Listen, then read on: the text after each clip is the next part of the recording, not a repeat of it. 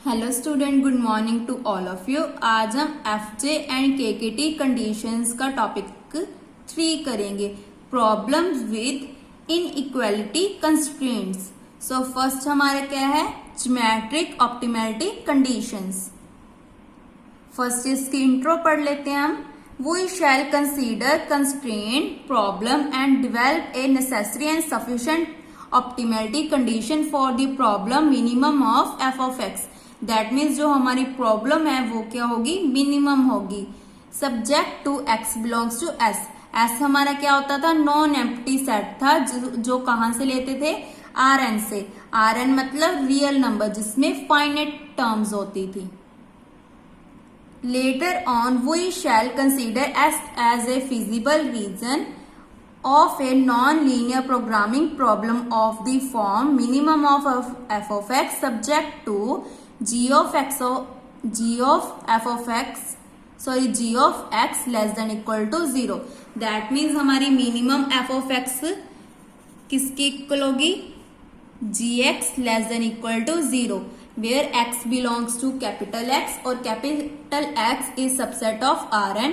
और ये एक हमारा नॉन एम्प्टी ओपन सेट होगा क्योंकि इसमें एक x बिलोंग कर रहा है, एक वेक्टर तो इसमें जरूर होगा।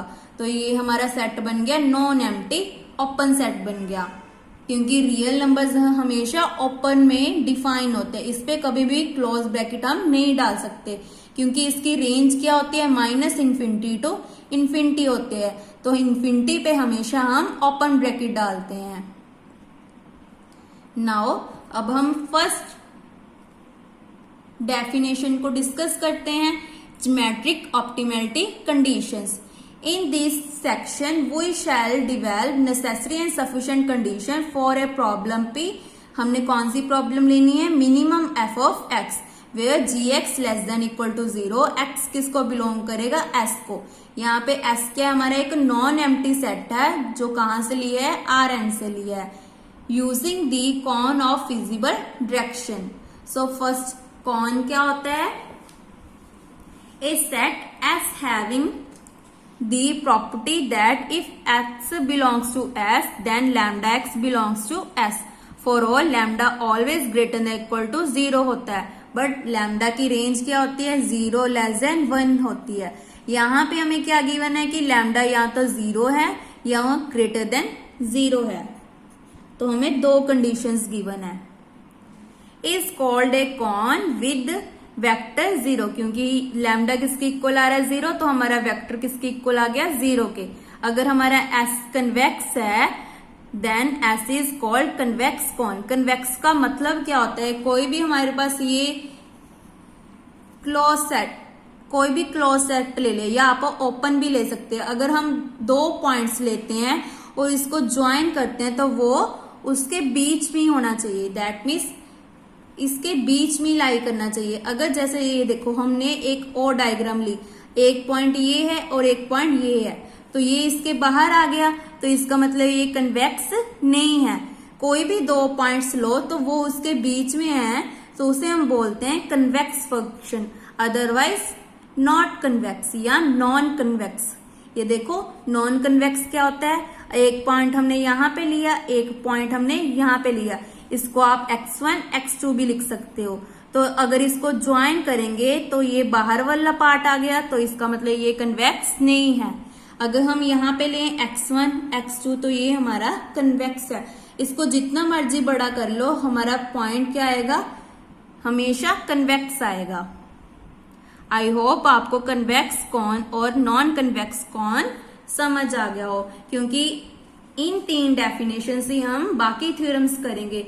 जैसे हमने सेकंड टॉपिक में 3 डेफिनेशंस की थी, global optimal solution, local optimal solution, strict local optimal solution. तो सभी थ्योरम्स में ये तीनों डेफिनेशन चल रही थी। जो हमारी सेकंड टॉपिक था अनकंस्ट्रेंट प्रॉब्लम, ऐसी हमारे जो टॉपिक 3 है ग्लोबल ज्योमेट्रिक ऑप्टिमैलिटी कंडीशन, उसमें जो ये तीनों कंडीशंस है वो बहुत इंपॉर्टेंट कंडीशंस है। अगर आपको ये कंडीशंस नहीं आएंगी तो आप थ्योरम्स नहीं कर पाओगे। इसीलिए आपने सबसे पहले क्या करना है, इनकी जो रिजल्ट है उनको अच्छे से लिखकर प्रैक्टिस करनी है। नाउ सेकेंड डेफिनेशन हमारी क्या है, cone of feasible direction. Cone of feasible direction क्या है, ये बहुत इंपॉर्टेंट डेफिनेशन है जो हम नेक्स्ट थ्योरम में भी डिस्कस करेंगे, यूज करेंगे। सो हमारे पास क्या है, एक एस है जो नॉन एम्प्टी सेट है, वो कहां से लिए हमने, आर एन से, और एक्स बार क्या लिया हमने, सी आई पॉइंट लिया है। सी मतलब convex, I of S be any point, then cone of feasible direction of S at x bar is denoted by D. तो कॉन ऑफ फिजिबल डायरेक्शन को हम किसके साथ डिनोट कर रहे हैं, डी को। तो इसकी डेफिनेशन क्या बन गई, D vector belongs to R N where d vector not equal to 0, x bar plus lambda d vector belongs to s for all lambda belongs to 0, delta where delta क्या है हमारा greater than 0 है। तो आपने इस definition को as it is learn करना है, क्योंकि हम बाकी थ्योरम्स में इसको यूज करेंगे। वेयर हमारा जो d वेक्टर है वो क्या है, नॉन जीरो वेक्टर है, किसको बिलोंग कर रहा है, d को। तो अगर d वेक्टर d को बिलोंग करे तो उसे हम बोलते हैं फिजिबल डायरेक्शन। नाउ इसी से अपोजिट क्या है हमारी, cone of improving direction at x bar. Let कर लिया हमने S be a non empty subset है ऑफ आर एन का, और F from R N to R be a function है।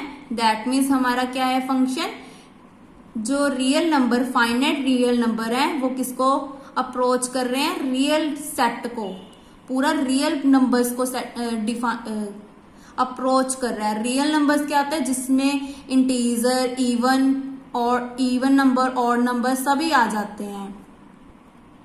अगर आपको इनकी डेफिनेशंस नहीं आती हैं तो मैं इसका लिंक आपको डिस्क्रिप्शन में दे दूंगी, तो आप वहां से देख सकते हो कि even number, negative, positive, even number, odd number, integers, ऐसी प्राइम नंबर, कॉम्पोजिट नंबर्स क्या होते हैं, आपको इनकी डेफिनेशंस आनी चाहिए, क्योंकि हम एमएससी मैथ्स कर रहे हैं, उसके बाद हमने बच्चों को भी पढ़ाना है। अगर हमें ही नहीं डेफिनेशन आएंगी तो हम आगे स्टूडेंट्स को क्या पढ़ाएंगे। तो आपने सबसे पहले डेफिनेशंस को अच्छे से पढ़ना है।